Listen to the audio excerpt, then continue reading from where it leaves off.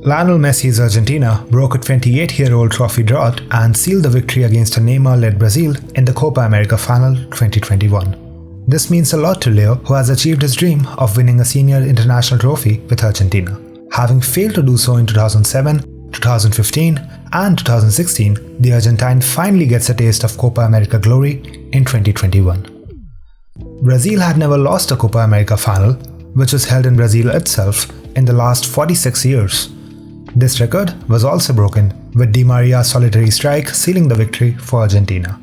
A major senior trophy with his country was all that Messi was lacking, considering the illustrious career he has had with Barcelona. With this result, the Argentine has etched his name into the fabric of time. Before we move on to the tactical analysis, do consider subscribing and quickly slapping that like button if you're new around here. Why not? With that being said, let's jump right into the vid. Scaloni's Argentina lined up in a 4-4-2 with Messi and Lautaro Martinez at the top. On the other hand, Tite's Brazil lined up in a 4-2-3-1 with no changes in the starting 11 from their win over Peru. Brazil's tactics throughout this tournament have been in sharp contrast to how they played in the 2019 Copa America tournament, which they went on to win despite lacking Neymar. With Neymar available this time around, Tite had created a system that allowed the PSG forward to flourish. The Brazilian was allowed to drop into the midfield to receive a pass or come inside to link up with other players. This free role was combined with an emphasis on defensive stability by the rest of the team. This defensive stability was achieved with a narrow back four and an interesting dynamic by the Brazilian fullbacks. Let's take a look at both.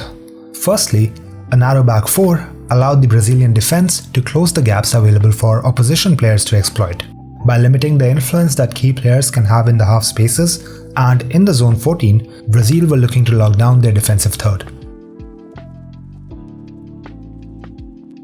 This, however, opened up the opportunity for Argentina to switch the play. Here's an example of the same.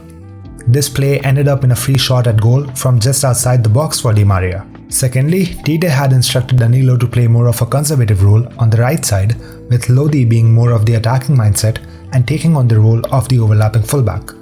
This would in turn allow Neymar to cut inside and be more involved in the game. Here is a perfect example of this. Look at the positions of Lofi, Danilo and Neymar. During transitions, either one of Fred or Casemiro could make up for the absence of Lofi, who would anyway quickly rush back. With both Casemiro as a solid defensive midfielder and the flashy Neymar as a creative playmaker in the lineup, the style of football was already carved out for Tite. A midfield focused on winning back the ball and initiating counters with solid back four was the philosophy more or less. The Brazilian midfielders would always try to close down their Argentinian counterparts. This can be clearly seen here. When Argentina had the ball near the touchline, the Brazilian players would almost go into a frenzy. The whole midfield would be ready to press the ball carrier, and even their front three would join them. Tite had given defensive responsibilities to even their striker, Richarlison. He frequently pressed the Argentine players, or himself joined the midfield in closing down the opposition from all sides. This shows the emphasis that Tite put on winning the ball back. This, however, also left a lot of space on the opposite side of the pitch. Brazil were therefore overly reliant on lack of quality long balls from the Argentine players that could switch the play and open up pockets of space in the Brazilian defense. Argentina, on the other hand, have often been criticized for their over-reliance on Messi, which is far greater than even Brazil's reliance on Neymar. But it is also true that Messi has definitely been the standout performer in the Copa America 2021, with 4 goals, 5 assists, and a contribution in 9 out of 12 goals for Argentina in this tournament. It is clear why Scaloni decided to play the Barcelona legend in every single minute of the 630 available. As far as their defense is considered, Argentine centre-backs struggle against pacey forwards, and Nicolas Otamendi in particular has been often criticized for the same. While they had been playing with a high line for most of the tournament, against Brazil, they were far more conscious and usually stayed near their penalty box to avoid giving the Brazilian front three a free run at their goal. In the midfield, Paredes usually stayed back to control the tempo of the game, while De Paul, who was absolutely brilliant in this match, provided verticality and himself joined the attack. Scaloni wanted to force the opposition players into 1v1s against the individually brilliant players in Argentina's squad, particularly Messi. But this reliance on their talisman often makes their game one-dimensional and erratic.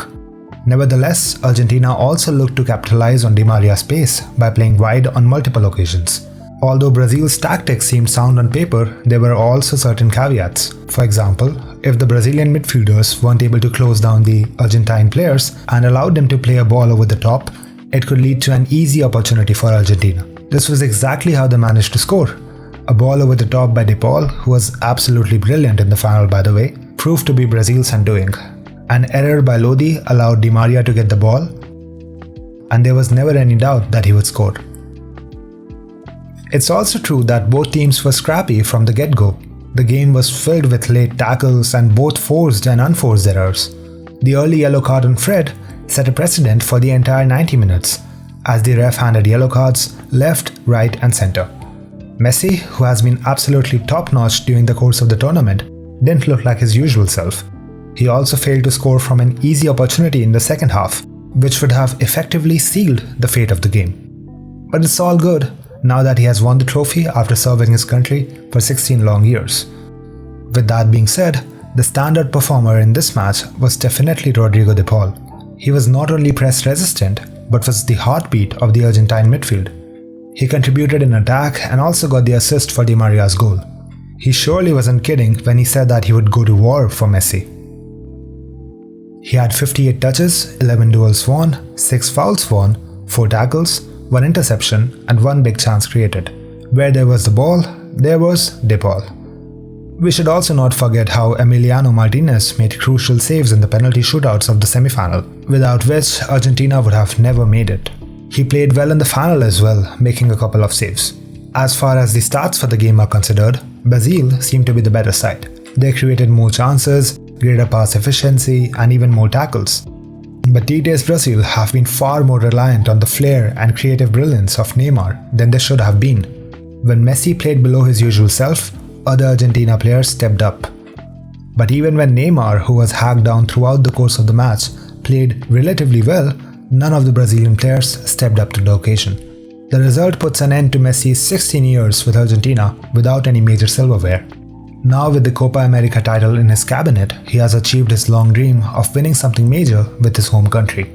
A silverware with his country, the one thing that was missing from the Argentines' resume, which other legends like Pele and Maradona with their World Cup titles and Cristiano Ronaldo with his 2016 Euros victory already had, is finally here. But knowing Messi, the standards he sets for himself and his constant hunger for more trophies, he would definitely have an eye on the World Cup next year. Thanks for watching this video. I hope you enjoyed it. Stay safe and hope to see you in the next one at 12 Yards Football.